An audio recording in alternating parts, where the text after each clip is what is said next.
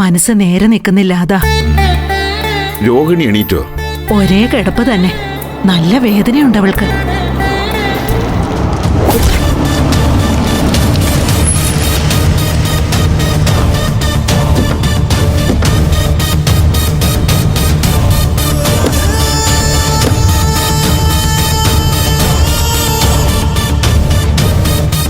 വിസ്മയമോളുടെ മേഡമാണല്ലോ. വിസ്മയെ കുറിച്ച് കൂടുതൽ ചോദ്യവും പറച്ചിലൊന്നും ഇല്ലാതെ ശ്രദ്ധിക്കണം. ശരി.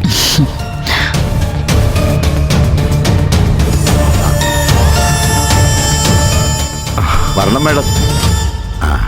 നമസ്കാരം. നമസ്കാരം. രണ്ടാളും കേറി വരണം. അങ്ങോട്ട് ഇരിക്കാം.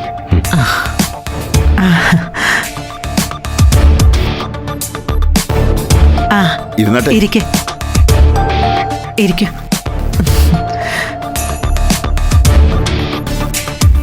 ഞങ്ങളിവിടെ ഒയാസിസ് കൺവെൻഷൻ സെന്ററിൽ ഒരു ഫംഗ്ഷന് പങ്കെടുക്കാൻ വന്നതാ. ഓ. തിരിച്ചു പോകുമ്പം മാഷിനെ അമ്മയെ ഒന്ന് കണ്ടിട്ട് പോവാന്ന് കരുതി.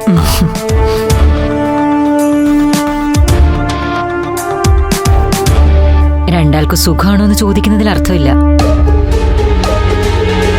മകൻ ഹോസ്പിറ്റലിൽ അങ്ങനെ ഒരു അവസ്ഥയിൽ കിടക്കുകയാണല്ലോ.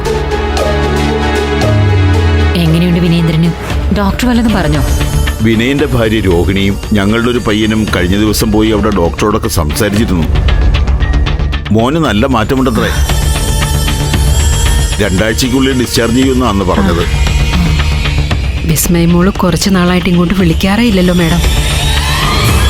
രോഹിണി ആശുപത്രിയിൽ വിനയന്റെ അടുത്ത് പോയ ദിവസം അവള് വിളിച്ചു പറഞ്ഞിരുന്നത്രേ, ലീവ് കിട്ടുകയാണെങ്കിൽ ചേട്ടനെ വന്ന് കാണാന്ന്.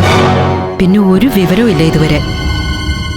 അവളീ വീടിന്റെ വെളിച്ചമാ മാഡം. കുറച്ചു നാള് അവളുടെ ഒച്ച അനക്കം കേൾക്കാണ്ടായപ്പോ എല്ലാവരുടെ ഉള്ളിൽ തീയ. ഏയ്, നിങ്ങളിങ്ങനെ വിഷമിക്കണ്ട അമ്മേ. സത്യം പറഞ്ഞ അവളെ ഓർത്ത് സന്തോഷിക്കേണ്ട സമയമല്ലേ ഇത്. വിസ്മയ അവളുടെ കരിയറിന്റെയും ലൈഫിന്റെയും പടവുകൾ ചവിട്ടി കയറിക്കൊണ്ടിരിക്കുക ശരിക്കും. അതെ, ഞങ്ങളുടെ എസ്റ്റാബ്ലിഷ്മെന്റ്സിൽ ആ കുട്ടിക്ക് വലിയ കമ്മിറ്റ്മെന്റ്സ് ഉണ്ട്.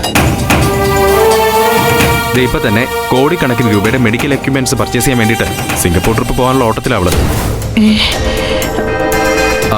തിരക്കുകളൊക്കെ ഒഴിയുമ്പോൾ വീട്ടിലേക്ക് വിളിക്കണമെന്ന് ഞാൻ പറഞ്ഞോളാം വിസ്മയോട്. അതുപോലെ എന്താ ആരും ഒന്നും പറയാത്തെ?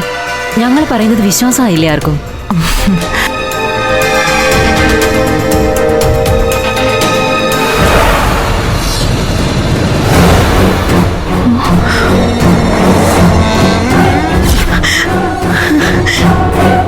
എന്റെ ദൈവമേ, വിനയനല്ലേ ആ വരുന്നത്?